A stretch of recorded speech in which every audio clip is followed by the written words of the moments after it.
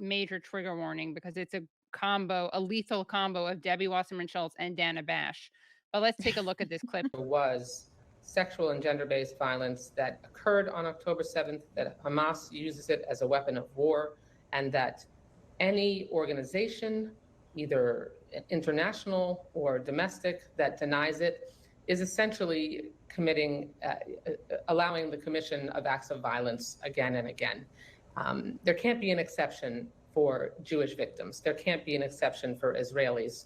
The idea that it's Me Too unless you're a Jew is unacceptable. Used sexual violence and continues to use it as a weapon of war is violating women, Israeli women, and I hosted a forum with the second gentleman on Capitol Hill a few months ago, and the Israeli police came and showed us videos that were taken by Hamas terrorists themselves, engaging in the kind of sexual violence that Cheryl's film shows, cutting off the breasts while raping their victims, and firsthand accounts from first responders, as well as others and Israelis who were hiding from Hamas terrorists. This is what Debbie Wasserman Schultz had to say about the sexual violence on October 7th. I'll carry images of sexual violence from 10/7 with me for the rest of my life. So that suggests that she saw those images, although, as we know, much like Joe Biden claimed to see images of atrocity, he did not. He lied about that 3 times. And then let's see what Dana Bash said about it. Debbie Wasserman Schultz joined me to shine a bright light on the sexual violence Hamas uses as a weapon of war, detailed in Sheryl Sandberg's documentary. Debbie Wasserman Schultz says denialism of that violence is outrageous, and we have to make sure that we knock it down. Now, this is not the first time that Dana Bash has lied about the sexual violence weaponized on October 7th. Let's take a look. This is from December. This is Dana Bash with Premila Jayapal. 15,000 Palestinians have been killed in Israeli airstrikes, 3/4 of whom are women and children. And it's horrible, but you don't see Israeli soldiers raping. Well, Dana, I Palestinian think women. we're not. That is such a perfect example of how this is used, right? It is used to justify what Israel is doing because there's a qualitative difference between the Palestinians, That's right, Hamas, and the Israelis who just don't do that. They just don't do that kind of that's right. violence. But also Israelis are fully doing that. Right. They're fully Of course. raping Palestinian prisoners. Right. So Yeah. But Dana Bash I doesn't mean, think that's what I mean. possible. Like, I know this is maybe like a pedantic point. Like, maybe it's just so obvious, but ever since I did that dissident dialogues debate back in like at the beginning of last month, whenever it was, it has been so crystal clear to me that the foundation of everything that Israel is doing, it's propped up entirely on a racist perception of who Palestinians are. Like, Yeah. it is unsustainable. All of this would sound crazy if you replaced any other like white race, Like right? White like Christian like Danes. group of people. Like Danes, yes, just slot that in when they say Palestinians, and you will immediately hear how absurd and nonsensical the arguments that are being made are. And at Yeah. that point, Pramila Jayapal, who I have a lot of issues with, was rightly pointing to how cataclysmic 15,000 deaths were. Right. 15,000. We've been stuck at 35,000 for like 3 months now because Israel has killed every person with the expertise and institutional ability to keep track of the dead. Hospital administrators, doctors, humanitarian aid workers. And so we're stuck at 35,000 because Israel has killed the people who do the counting. And we're still not able to convince our elected leadership to change course, even as I'm sure you covered this elsewhere, Katie, even as today we all watched Benjamin Netanyahu give but was basically a middle finger to Joe Biden saying, we're not going to stop. This isn't our peace deal and we're not going to stop. But I just want to contrast all the discussion of alleged systemic rape that we saw on October 7th with a story that we saw in the New York Times inside the base where Israel has detained thousands of Gazans. And I'm going to read a part of that article.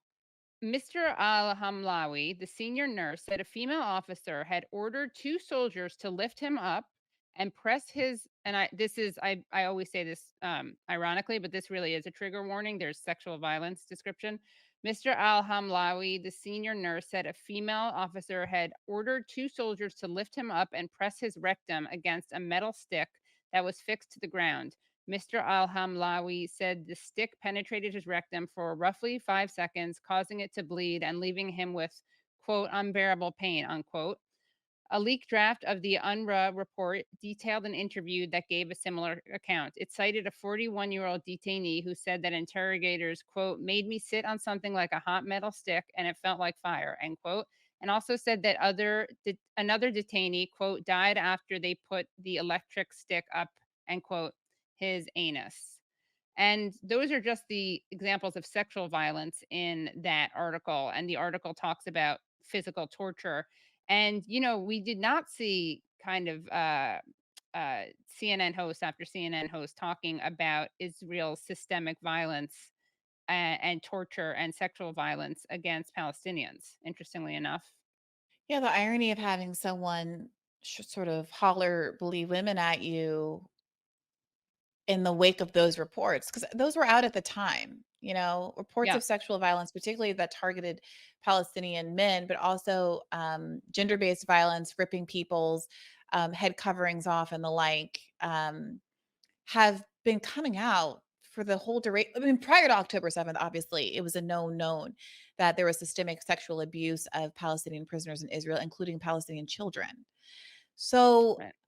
I mean, again, like it's interesting because all of that was running through my mind during the interview as well. The extent to which, okay, I'm going to pick my battles. I'm not going to confront this woman, who's not a politician and is going through something very personal. But certainly the irony of someone citing fake debunked rape claims when there are all of these very real, very brutal sexual assault to the point of death. Katie, what you just described was a man being anally raped to death. And your average American has no idea that that happened because the only place we're allowed to talk about it is on Twitter or YouTube.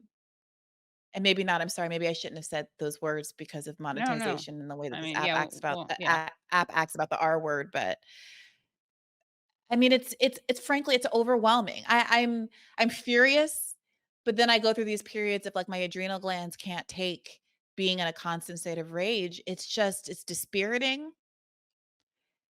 And every day on the Hill, it was like a battle to like, it almost felt like from the production perspective, I almost understand them wanting to put a cap on stories that make Israel look bad because there were so many stories that would come out on a daily basis that make Israel look like a craven, despicable, unsupportable nation. right, Um, that like I felt like I had to pull punches sometimes because I'm like, wow, this feels like I'm beating up on Israel by just reporting the news as it's coming down the transom. And then there's right, this effort to sort of other sides, like both sides it. But the reality of the situation is that there have been no more, there's soldiers that are killed in the conflict, fighting in Gaza, but there's no more civilian Israeli deaths. That all stopped on after October 7th. And every single day we get news report after news report about a new bomb that's been dropped on somebody's new refugee camp or some person in a fishing boat that's been hit with sniper fire or a man selling at a vendor on the side of the road who was shot by a drone yesterday. And it's like, I guess we're not going to report that because what? The one horror story bleeds into the next and there doesn't seem to be any end to it. I don't know. right. It was a very, very, very toxic situation for a very long time. And every single time you might say like, oh, well, you did cover multiple Israel stories a day. Yeah. One, because it was a fight, and two, because we would be in the middle of a filming day and like stuff would be breaking. And there was more leeway around, there was an understanding that if you caught a breaking story, it would basically be good for the algorithm. Like you could get more clicks off of it. So we would often add stuff in the middle of the day that would end up like broadening out the coverage a little bit. There'd be a press conference that we could cover, something like that. But I need people to understand that when I say this happened, I believe this happened because of my coverage of Israel. It's because every day for months, it's been a knockdown, drag out fight ever since the old producer, who was lovely, left. It's been a knockdown, drag out fight over editorial control with Joanne, including to the extent to which, to the point where she started trying to exert increasing editorial control over radars, which were supposed to be sacrosanct. Related to that article that I showed about the sexual abuse of Palestinian detainees, prisoners, um, innocent people who were rounded up. Francesca Albanese, the special rapporteur on the Palestinian occupied territories, has talked about how there are so many reports on sexual violence, and she's talked to many journalists, and then they, for some reason, never run the interview. And we also know that Josh Paul, who was at the State Department, who resigned from the State Department, told Christiane Amanpour. So this was not on some, lefty YouTube show. This was on CNN. Sexual violence. I was part of the human rights vetting process for arms going to Israel, and a charity called Defense of Children International Palestine drew our attention at the State Department to the sexual assault, actually the rape, of a 13-year-old boy that occurred in an Israeli prison in the Moscovia in Jerusalem. We examined these allegations. We believe they were credible. We put them to the government of Israel. And you know what happened the next day? The IDF went into the DCIP offices and removed all their computers and declared them a terrorist entity. And on Christiane Amanpour, told Christiane Amanpour. So again, this is something that the media could be talking about, but is choosing not to.